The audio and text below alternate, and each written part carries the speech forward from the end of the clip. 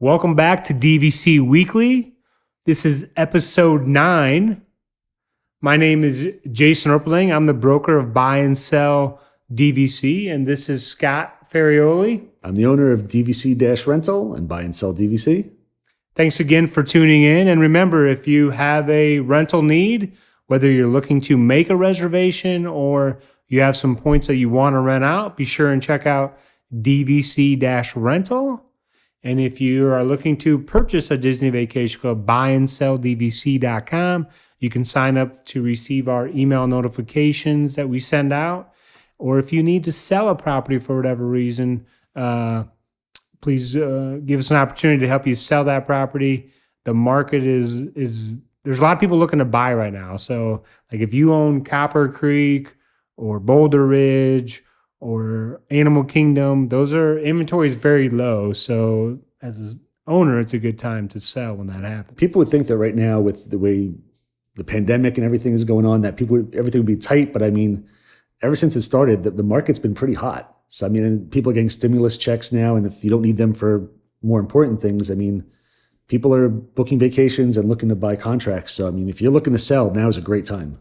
Plus, if a lot of people, they didn't maybe get to go on vacation in 2020. So then they use that money towards a purchase, and some of them are still using that money towards a purchase. Today, we're going to start out by talking about Boulder Ridge. If you saw our previous episode, that was on Copper Creek. Today is Boulder Ridge, which they're both Magic Kingdom resorts. Yep, both Wilderness Lodge. Yes. And then just to give you the basics, so it expires 2042. The dues are $8.11 a point. Boulder Ridge only has studios, 1 bedrooms, and 2 bedrooms.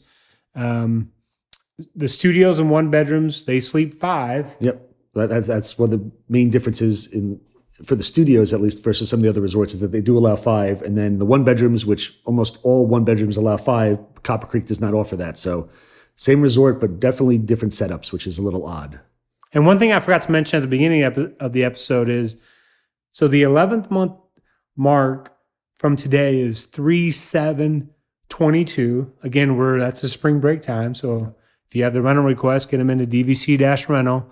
And then the 7th month mark is 11/7/21, that's part of Jersey Week. So for people who don't know, they give teacher conferences always in the beginning of November up in New Jersey, and there's a couple extra days off in there. So a lot of times, a lot of people from New Jersey all come down to Florida. So it's overrun by us Jersey folk, but get that in soon because it sells out quickly. So let me ask you a question, again, not to put you on the spot, but so let's say someone wanted to check in, say 11/7/21.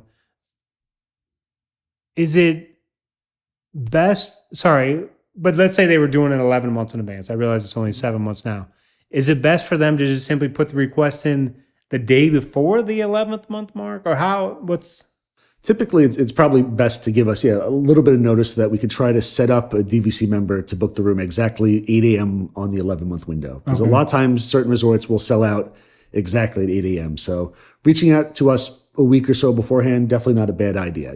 Reaching out a lot of people will sit there and they'll reach out to us the day of the 11-month window because they've heard that's the first day you can book. But, if you're reaching out to us at 9 o'clock in the morning, the 11 a.m., the 11-month 8 a.m. window has already opened, so stuff could be gone already. So don't wait till the exact 11-month window. Reach out to us a couple days beforehand so we can start setting it up and have everything ready and a DVC member lined up to book it for you at exactly 8 a.m. when we can. And then it's just the same thing. Just go to the DVC-Rental, check availability tab, fill it out a week or so or a few days before, and then you'll walk you through. Exactly, yes. Okay. Yep.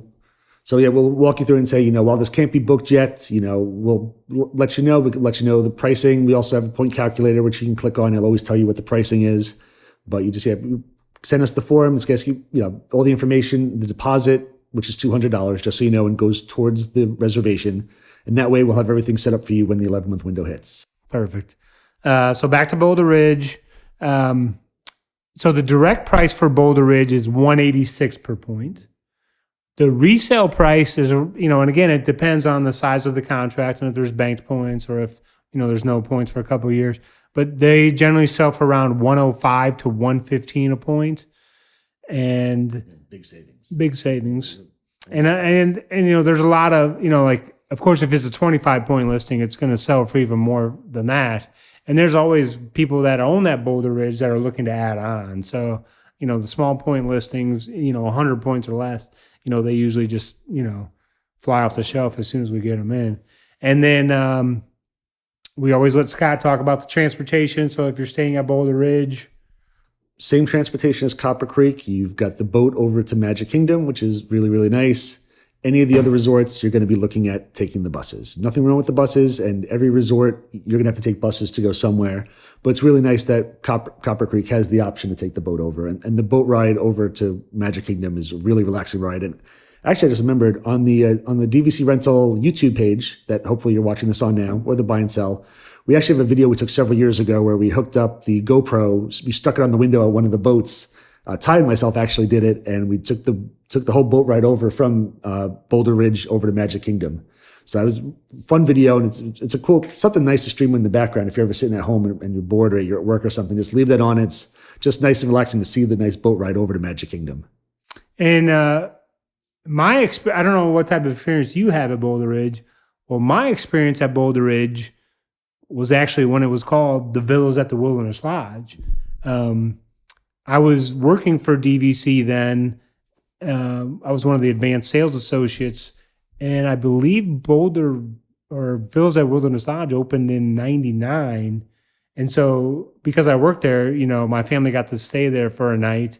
So, it was a night really, before it opened to the public. I don't remember much about it because it was so long ago, but I know you have an experience at Boulder Ridge, because I'm not sure the year that it changed its name. It changed its name because then Copper Creek came along. But I know you have an experience at Boulder Ridge. I've stayed at Boulder Ridge a few times. I've stayed in at least the studios and the one bedrooms. I haven't stayed in the two bedrooms yet.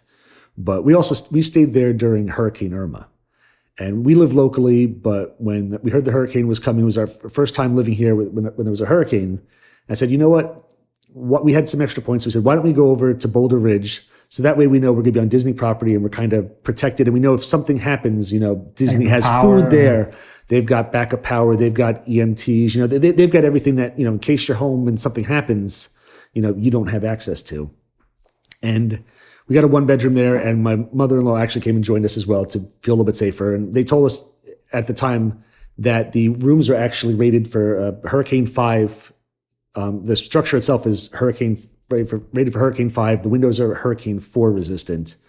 But we stayed there. We slept through the whole hurricane. The people in our neighborhood, said they're woken up. Their houses felt like they were shaking. We slept through the whole thing. Super solid. Everybody at Disney was great. I mean, they had activities going where they had you into the main lobby, and they had characters out and doing contests, the hula hoop contest, and they had a DJ out playing music. And at the Whispering Canyon, the main restaurant there, typically they have the platters, which are about $35 for an all-you-can-eat barbecue platter. They had everything included, the platter and the drinks, because everybody was kind of like stuck there for $15. Oh, nice. So Disney did everything they could to try to help everybody stay comfortable. And I mean, the cast members who were working there were great. There's one cast member in particular. His name was Kirk, who's now over at Boardwalk. I saw him recently at Boardwalk. He moved over. Was absolutely fantastic, getting the kids involved, bringing stuff for the kids to color. I mean, just got to know everybody's names. I mean, just Wilderness Lodge / Boulder Ridge went out of their way to make sure that our family was safe and happy. And I mean, it can be a very scary experience for adults and kids. And I mean, just to help take you out of it and make you forget where you are and have you preoccupied and entertained, they did a fantastic job. So I really can't say enough about the staff there and the resort itself.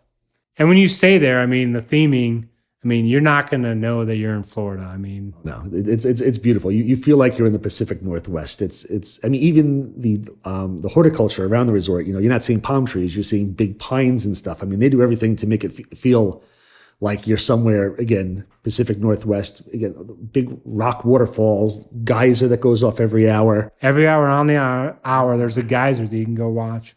Yeah, you don't feel like you're in Florida. And that's what's great about Disney is that, they have so many different resorts with different theming that, if you don't like one, there's going to be something that fits your taste because everything is so different. And this is a great resort because you feel like you're away from Disney. You're not right and stuck in Central Florida.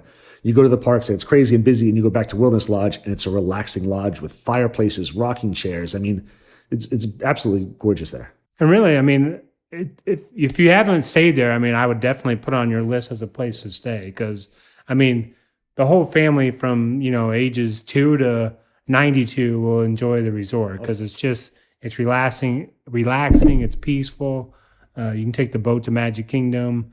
I mean, it's a great resort. I mean, I'm sure there's a lot of demand for it on the rental side. Surprisingly, not as much as you would think. I mean, it's still an in-demand resort, but I mean, there's a lot of the resorts that sell out first and get higher demand. We don't get a ton of people asking for Wilderness Lodge or Boulder Ridge, and there's honestly no reason not to. I mean, it's a great resort. I think it's a smaller resort. So I was going to say, there's not a lot of owners. There's not a ton of owners and not a lot of rooms. It's a very small resort, so it does sell out decently far in advance. But when the requests come in, it's not one of the top ones that people are requesting, and really it should be. It should be on your list on something you want to try. You definitely want to try. I mean, if you're a bounce around person, I definitely. Definitely. And then we're going to go into your food review. It's food review time. Come here, I'm gonna eat you! Get in my belly! So on today's food review, I'm going to specifically talk about the maple popcorn in Canada. We just tried that for the first time a couple weeks ago. It's $6.25 for the popcorn, or you can get it. What's nice is that it's one of the ones that you can get in a refillable bucket. So if you buy a refillable bucket anywhere, you can try a bunch of different popcorns on Disney property. It's salty, sweetness as well from the maple. I mean, it's very good. I'm not a huge popcorn fan. My wife likes popcorn more than I do, but I do like popcorn. I would give this a 7.1, which it's good. I would get it again, especially with the refillable bucket, which is really, really nice. But there are other popcorns. I put down this popcorn tournament that it actually says popcorn tournament on here. That if there are other popcorns I do like more though, like they do have a sour cream, and they're all at Epcot. They have the sour cream and chive popcorn, which they have over by the Figment Pavilion, the Imagination Pavilion, where they also have a buffalo popcorn as well. That's currently closed at the moment, but I really want the sour cream and chive one to come back because that one's fantastic, as well as at the Caramel Couche, which is the Werther's caramel popcorn over in the Germany Pavilion at Epcot, which is not part of the refillable buckets, and I understand why. That's a lot more expensive and really, really good as well. And truthfully, I like those two more than this maple popcorn. However, the maple popcorn is still very good and part of the refillable bucket as well as the sour cream and chive. So get a bucket, get the maple popcorn, get the sour cream and chive, try the regular, just keep getting it all for refills, like $2 to refill. So it's definitely a good deal as well. So basically that was like his Mount Rushmore of popcorn at Disney. I think. Exactly. I was going to do a whole bracket of every popcorn on property and just have them fighting each other to the death. And I don't know who would come out on top, sour cream and chive or Werther's. It might be the Werther's. My wife will go with the Werther's, but the sour cream and chive is definitely a contender for the upset of the tournament. Now we're going to go into the fact or fiction portion of the episode, where I'm going to read some questions to my main man over here, and he'll have to find out if it's fact or fiction, and he'll give a brief explanation. So for number 1, fact or fiction, if I buy resale, I can't finance the purchase. Hopefully you got that correct. That is fiction. You can finance your resale purchase.